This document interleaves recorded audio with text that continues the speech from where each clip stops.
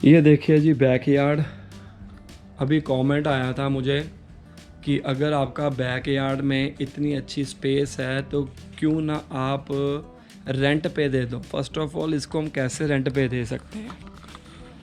ये बच्चों के खेलने की प्लेस है, प्लस आप अपना एंजॉय कर सकते हो। मैं इधर से दिखाता हूँ, बिल्कुल कॉर्नर से थोड़ा आगे देखो कितना बड़ा बैकयार्ड है। तो 3 बेडरूम हाउस है मेरा घर, और पीछे मैं हूँ अपने बैकयार्ड में। ये पहले से ही लगा हुआ था, जब हमने घर लिया पहले से लगा हुआ था। और मैं आपको बताता हूँ कि मैंने घर लिया कैसे। मुझे याद है ये घर मैंने जब ऑक्शन पे लिया था, आई थिंक 24 जुलाई, पता नहीं 22 जुलाई 2023 को ऑक्शन हुई थी। 22 या 24 जुलाई, मुझे नहीं पता, 2023 की बात कर रहा हूँ। मैं इसी जगह पर खड़ा था जब ऑक्शन हुई, इसी जगह पर, ठीक है। तो ये जो घर मैंने लिया, मैंने सोचा नहीं था कि मैं घर लेने जाऊंगा।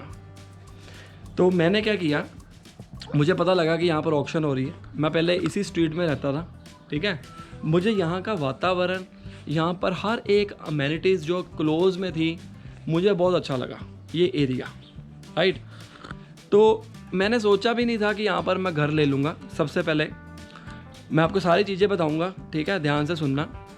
तो मैंने अपने ना मॉर्गेज ब्रोकर से पूछा। मेरे को 6 से 7 महीने हो गए थे घर ढूंढते हुए, घर ही नहीं मिल रहा था। 2023 की बात है ये, खुद हिसाब लगाओ। और मतलब उस टाइम के ऊपर 2023 में ये हालात थे कि घर बाद में आता, और बायर्स जो थे बहुत ज़्यादा थे। मार्केट में डिमांड बहुत ज़्यादा थी, सप्लाई कम थी। 2023 में फिर भी थोड़ा सा ठीक हो गया था, लेकिन अगर मैं बात करूं 2021 से लेकर 2022 तक या 2023 के मिड तक जो मैंने घर लिया, उस टाइम के ऊपर स्टेबल थी मार्केट। उस टाइम के ऊपर जो घर 6 लाख का था वो 7.5-8 लाख में बिक गया। इतनी ज़्यादा मार्केट तेज थी उस टाइम के ऊपर। मतलब हर कोई बंदा घर लेने के ऊपर ही लगा हुआ था। तो हुआ क्या, आपको मैं बता दूं, मैं वहाँ पर खड़ा था, वो पीछे देख रहे हो नुक्कड़ में। मैं आया, देखे, मैंने अपने मॉर्गेज ब्रोकर से पूछा कि भाई मेरी कितनी कैपेसिटी है, कितने का घर मैं ले सकता हूँ। क्योंकि लास्ट वीडियो में मैंने आपको बताया कि अगर आपको कोई घर पसंद आता है, आपकी पसंद नहीं देखी जाएगी, ये देखा जाएगा कि भाई आपकी बोरिंग पावर कितनी है। तो मैंने क्या किया, बोरिंग पावर देखी, उससे पूछी, फिर मुझे कॉन्फिडेंस आ गया। पता ही नहीं कैसे मैंने बोली लगा दी। पहले यहाँ पर 10-12 बंदे आए थे। मुझे पता बाहर बारिश हो रही थी, थोड़ा सा मौसम उस हिसाब से था, जुलाई का महीना चल रहा था। यहाँ पर सारे गोल चक्कर में पड़े हुए थे। बट क्या हुआ, उस टाइम के ऊपर एक स्कीम निकली थी कि अगर एक घर जो लेते हो आप $650,000 का अगर लेते हो, उसके ऊपर आपको पता नहीं स्टैंप ड्यूटी नहीं पड़ेगी, कुछ था फर्स्ट होम बायर को, कुछ ऐसा कुछ स्कीम निकली थी। तो उसकी वजह से क्या हुआ कि जो फर्स्ट होम बायर थे उनकी जो पावर थी वो 650 तक ही थी। कहने का मतलब ये हुआ कि ज़्यादातर लोग ये सोच रहे थे कि मुझे 650 के ऊपर अगर घर जाएगा तो मुझे स्टैंप ड्यूटी देनी पड़ेगी। उस टाइम के ऊपर 10 से 12 लोग आए थे। 10 से 12 लोग में से 6 या 7 लोग तो निकल गए, बोली देने वाले रह गए सिर्फ 4 से 5 इंक्लूडिंग मी। उसमें से फिर 3 जने रह गए। ये घर मैंने कम से कम 10 से 15 हज़ार डॉलर महंगे में लिया है, बट फिर भी उस टाइम के ऊपर आपको पता है कि ऑक्शन में मैंने लिया तो इतना तो चलो चल ही जाता है। इस घर की जो लैंड है 353 स्क्वायर मीटर है, और काफ़ी बड़ा घर है। एक फैमिली के लिए बहुत ज़बरदस्त है। अगर आप 350 स्क्वायर मीटर के ऊपर डबल स्टोरी बना दोगे, मैं कहता हूँ माशाल्लाह बात बन जाएगी, जो मर्जी करो। हमारी वैल्यू बड़ी हो गई, मतलब लैंड बड़ी हो गई। तो मतलब ये रहता है कि इसके ऊपर मैंने कभी नहीं सोचा कि मुझे रेंट के ऊपर देना है। रीज़न पता क्या रहता है, देखो रेंट के ऊपर अगर हम देते हैं तो अपनी प्राइवेट लाइफ भी थोड़ी सी डिस्टर्ब होती है। एक्चुअली में बच्चों ने खेलना है, जो दूसरा बंदा आएगा उसको डिस्टर्बेंस होगी, दोनों वाइस वर्सा। जब मैंने अपना किराए पे लिया था यूनिट, तब मैंने वहाँ पर टेनेंट रखे थे। उसके बाद भगवान की कृपा से हम अभी वैसे भी 2 फैमिलीज़ रह रही हैं, हमें इतनी ज़रूरत है नहीं कि हम रेंट पे दें, और वैसे भी हमारे को इतना पूरा हो रहा है। जब अपना घर लेते हैं ना, तब बहुत सारी चीज़ें बाद में एडिशन करते हैं। अब मेरा क्या प्लान है, अब सबसे पहले ये जो आप पीछे घास देख रहे हो, इसको मैंने प्लेन करवा देना है, टफ लगा देना है यहाँ पर, अच्छा खासा पीछे बैकयार्ड बनवा देना है, ठीक है।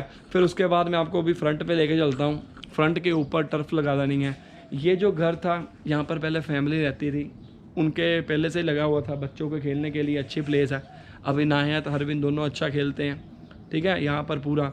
अब आज की डेट में क्या हो रहा है कि जो घर हैं, जो लैंड है, बहुत कम बिक रही है, मिल ही नहीं रही है।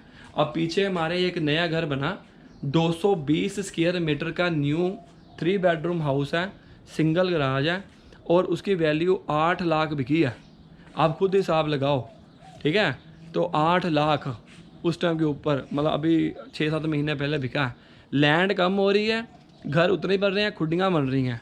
तो यहाँ पर नज़दीक लैंड लेना बहुत मुश्किल हो चुका हुआ है। और आज इस घर की कीमत मुझे लगता है कि 15 से 20% बढ़ गई होगी 1 साल के अंदर, अप्रॉक्सीमेटली 15% बढ़ गई होगी जितने में मैंने लिया, ठीक है। तो आपको ये जानने की बहुत ज़रूरत होती है कि आपका बोरिंग पावर क्या है। अगर आपको बोरिंग पावर नहीं पता भाईजान, आप अगर लेने चले जाते हो घर हो, वहाँ पर आपको घर पसंद आ जाए तो क्या होगा, मुश्किल हो जाएगी ना, फिर तो प्रॉब्लम क्रिएट होगी। एक और बात मैं बताता हूँ, जब मैंने ये घर लिया ना, तब बोर्ड जो लगा हुआ था बाहर, वहाँ पर लिखते हैं कितने लैंड साइज़ है। जब वहाँ पर बोर्ड लिखा हुआ था, वो लिखा हुआ लैंड साइज 375 मीटर स्क्वायर, ठीक है जी। तो मैंने कहा यार ठीक है यार, मतलब खुला खुला है। लेकिन जब मैंने बोली लगा दी, ऑक्शन लगा दी, सारा कुछ डन हो गया, डील डन हो गई, सिग्नेचर हो गए, उसने मुझे बैंक के अकाउंट वगैरह भेज दिया कि आप इसमें इनिशियल पेमेंट डाल दो। इनिशियल पेमेंट 10% भी हो सकती है, 10% ही लेते हैं या 5% लेते हैं, डिपेंड करता है कि उस टाइम के ऊपर क्या सिनेरियो चलता है। सेटलमेंट डेट मुझे 3 महीने के बाद की मिली थी, मतलब जुलाई से।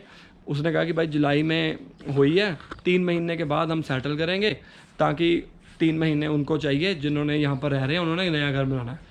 लेकिन हुआ क्या कि जब मैंने कागज़ देखे, उसको कहा कि भाई तू कागज़ देख मुझे भेज, वहाँ पर लैंड साइज़ था 353 स्क्वायर मीटर। यार मैंने कहा भाई ये क्या हो गया यार, उसने वहाँ पर 375 स्क्वायर मीटर लिखा हुआ है, लेकिन मुझे मिला 353 मीटर स्क्वायर।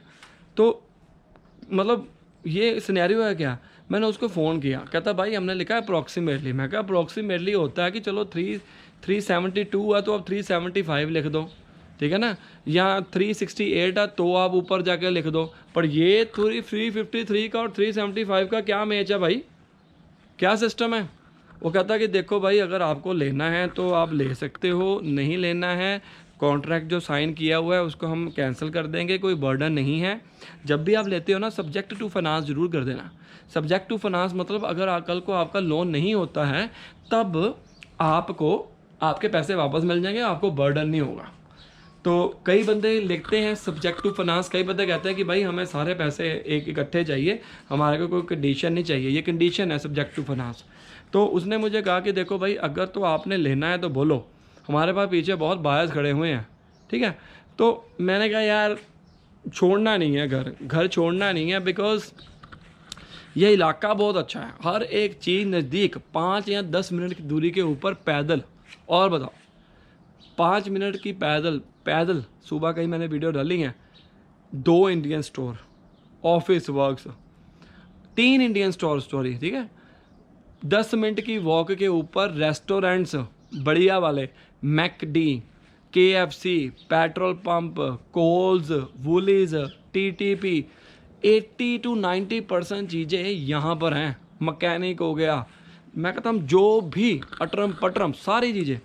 मैंने कहा भाई छोड़ना नहीं है, मैंने कहा चलो डील करो डन। तो फिर हमने डील कर दी डन। अब ये घर हमने ले लिया है, मॉर्गेज के ऊपर इतने पैसे तो हैं नहीं, धीरे धीरे अब इसको करते जाएंगे। अब रेंट देना अलग बात है, मॉर्गेज देनी अलग बात है। रेंट के ऊपर रहोगे आप कुछ सोच नहीं सकते हो कि भाई कुछ नया बनाएं, क्योंकि वो हमारा घर है ही नहीं, एंड में छोड़ना पड़ेगा, हासिल भी कुछ नहीं होगा, हम तो बस उसके पैसे दे रहे हैं।